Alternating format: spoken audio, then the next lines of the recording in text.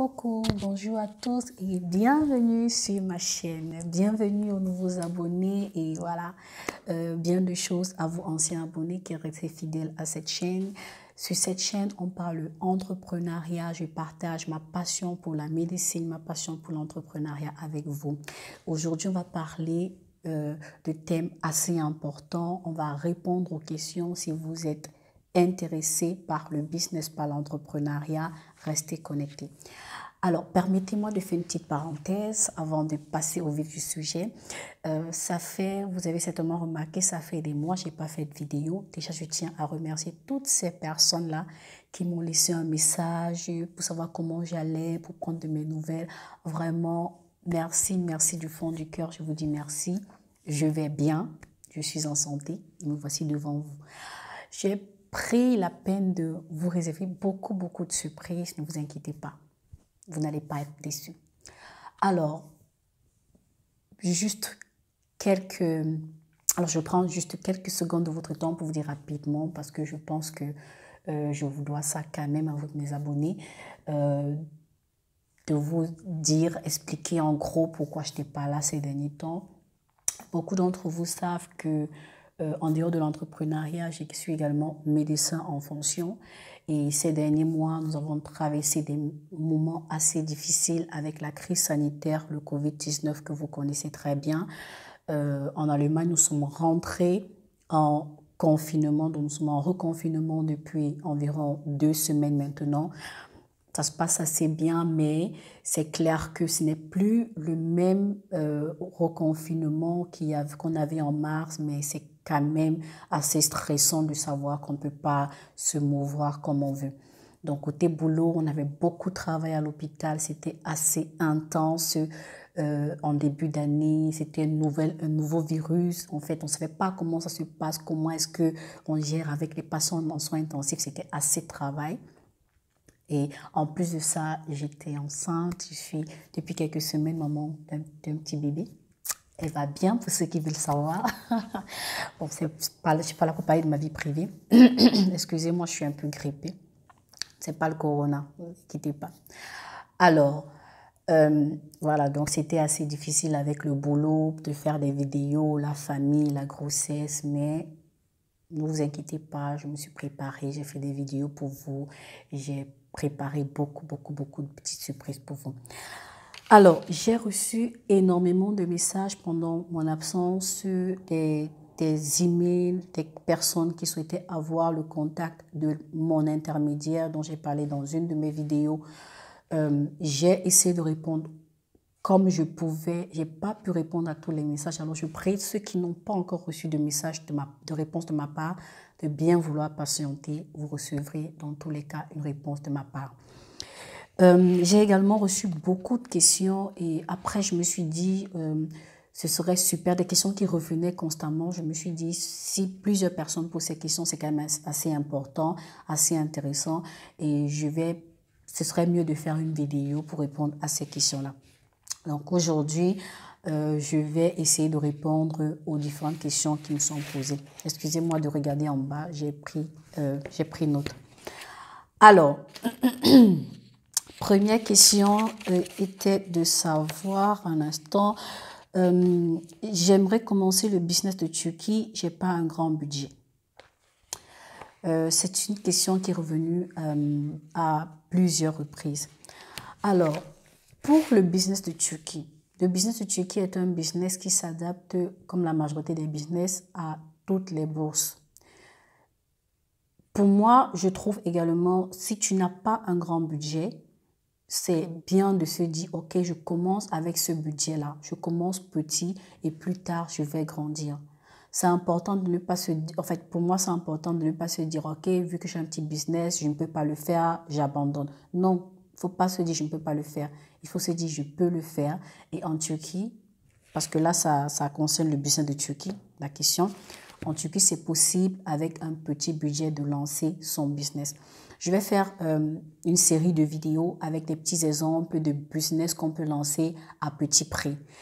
Avec 50 000, même avec 20 000, tu peux te lancer dans le business en Turquie, même avec 0 francs.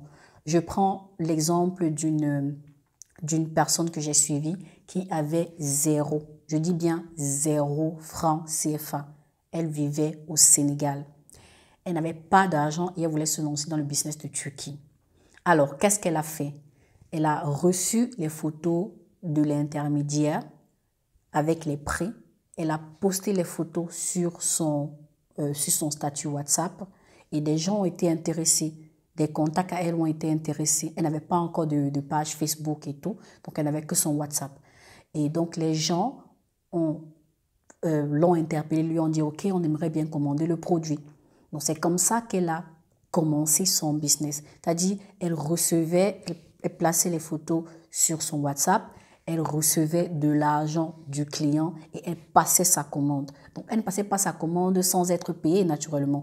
Donc, elle recevait de l'argent, elle payait la marchandise et elle recevait son bénéfice. Et c'est avec ce bénéfice, et c'est moi vous dire au jour d'aujourd'hui, avec ce bénéfice, elle arrive à passer sa commande elle-même et à faire son stock pour les fêtes de Noël.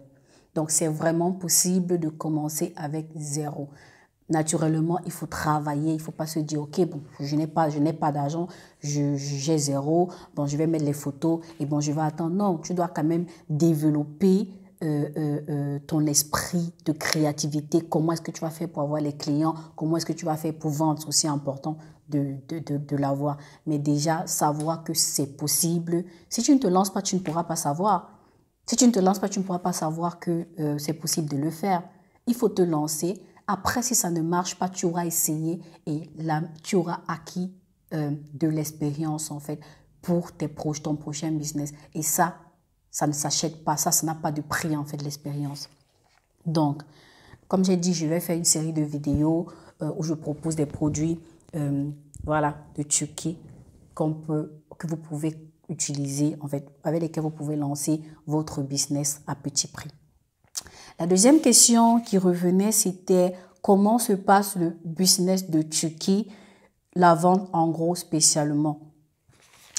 Alors, pour la vente en gros des produits de Turquie, je pense que j'ai déjà eu à faire une vidéo dessus, vous pouvez regarder dans mes vidéos. Pour la majorité, je vais prendre l'exemple des vêtements. Alors, la vente en Turquie, c'est pas comme la vente par exemple en Chine où tu as la possibilité d'acheter en gros des tailles différentes, couleurs différentes, modèles différents. Non. En Turquie, les produits, je parle là des vêtements, des draps, etc., se vendent en gros pour la majorité des fournisseurs. Et ils se vendent en série. C'est-à-dire quoi? C'est-à-dire que tu peux trouver une robe, par exemple, une robe comme la mienne. C'est le même modèle, dont une série contient le même modèle, la même couleur, mais les tailles différentes. C'est-à-dire, si tu veux acheter une série de robes soirée, tu vas acheter la même robe, la même couleur, mais les tailles différentes.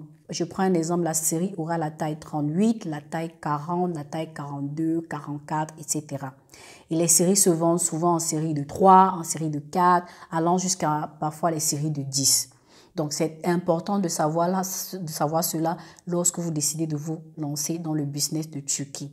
Maintenant, il y a des mesures qui sont prises, il y a des alternatives que beaucoup disons, de revendeurs ou d'intermédiaires utilisent, c'est-à-dire de créer des groupages. C'est comme ça que beaucoup fonctionnent. Le groupage fonctionne comment? Un produit est présenté, tu vas dans le groupe, c'est beaucoup plus des groupes WhatsApp, tu vas dans le groupe, tu dis ok, j'aimerais avoir ce modèle-ci, mais juste la taille 38. Qui veut partir avec moi? Plusieurs personnes vont vont venir et choisir la taille qui reste, par exemple la taille 40, la même couleur, et vous formez ainsi un groupe pour cette série. Donc c'est comme ça que beaucoup fonctionnent au niveau des séries. Et naturellement, le prix est le prix à l'unité. Donc, ils proposent souvent le prix à l'unité. Vous multipliez simplement par le nombre de pièces dans la série pour avoir le prix de la série. En gros, c'est ça pour le business en Turquie pour la vente en gros. La prochaine question, comment se passe le transport en Turquie? Alors, le transport en Turquie, pour ce que je connais, parce que là, je parle de mon expérience, je ne vais pas parler de ce que je ne connais pas, il y a plusieurs moyens de transport, mais le moyen qui est le plus utilisé, c'est le moyen du cargo. Alors, c'est tout simplement des sociétés de transport qui vont prendre votre marchandise et le transporter dans votre pays de résidence. Et ces sociétés de transport ne fonctionnent pas, disons comme DHL, où on va te dire, OK, de tel kilo à tel kilo, de tel poids ou bien telle forme, tu vas payer comme ça. Non. Ces sociétés travaillent au kilo. C'est-à-dire, vous aurez des sociétés de transport qui vont vous dire le kilo, par exemple, pour le Cameroun, c'est 9 $, le kilo pour le Sénégal, c'est 12 $, etc. Donc, ils transportent, vous payez en fait le transport au kilo. Maintenant, il y a des sociétés qui vont vous dire, OK, je transporte les marchandises à partir d'1 kilo. Et d'autres qui vont vous dire, non, je transporte juste à partir de 30 kilos, 40 kilos, et vous êtes obligé de faire un groupage. Donc, c'est à vous de trouver ce transporteur-là qui passe avec ce que vous attendez, en fait. Si vous voulez envoyer juste des petits kilos, 1 kilo, ou bien si vous voulez plus de kilos. Naturellement, lorsque c'est 1 kilo, ils vous font peut-être ça à 8 $ pour le Cameroun, et plus vous avez les kilos, plus ils peuvent diminuer le prix. Ils peuvent vous dire, par exemple, à partir de 20 kilos, c'est 6 $ le kilo. Je prends un exemple comme ça. Donc, c'est comme ça que beaucoup de personnes qui font la ligne de Turquie utilisent, en fait, c'est ce moyen de transport qu'ils utilisent pour acheminer leurs marchandises dans leur pays de résidence.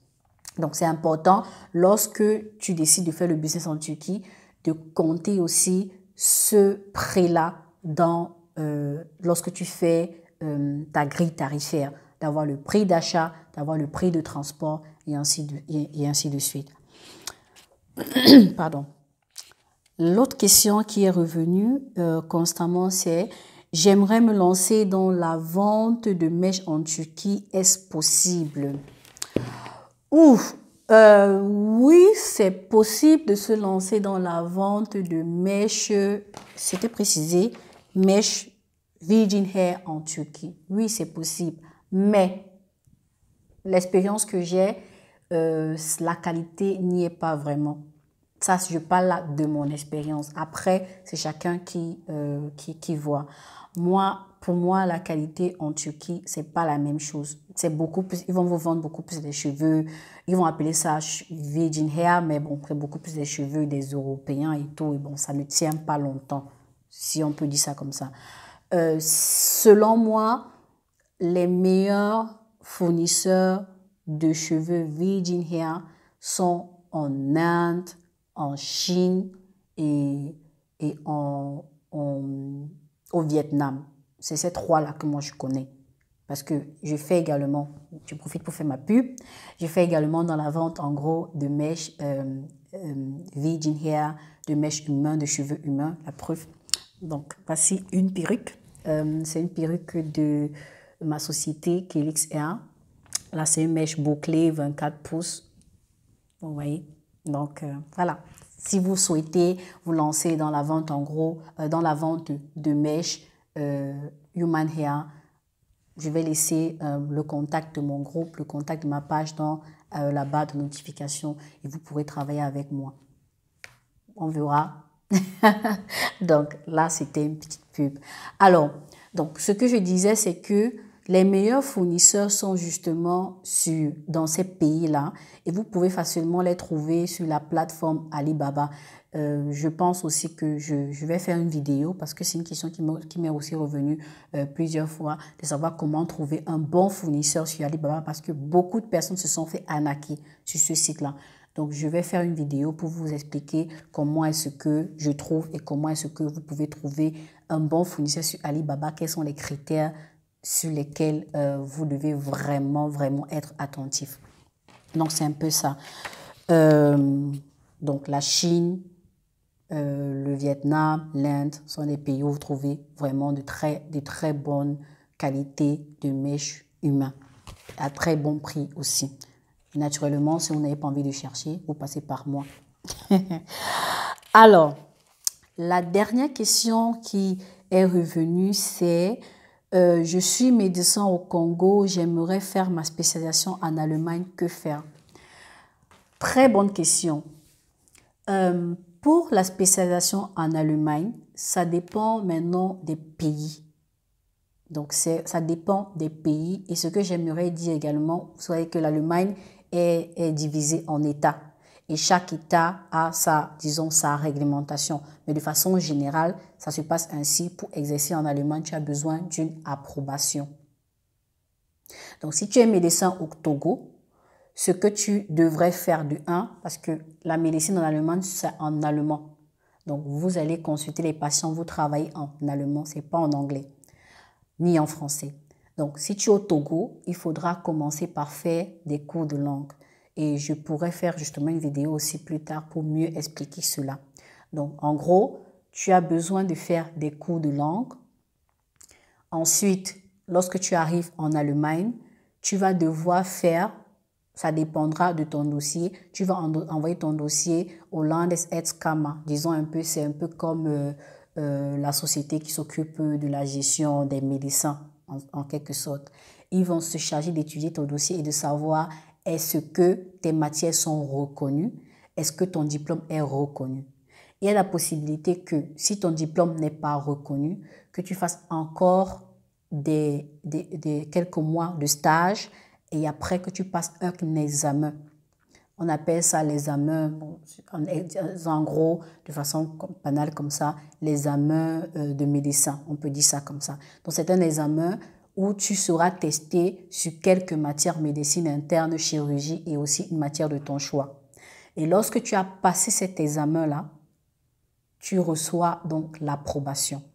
Il y a également des pays de l'Union européenne, je pense la Roumanie, où la Roumanie ou la Turquie, où certains diplômes sont reconnus, où tu as juste besoin de faire reconnaître une sorte de reconnaissance et tu obtiens l'approbation. Mais en gros, lorsque tu n'as pas l'approbation, tu dois soit faire un stage, refaire un examen et après recevoir l'approbation. Et avec l'approbation, tu peux commencer ta spécialisation. Là, tu n'as plus besoin de faire un test de spécialisation.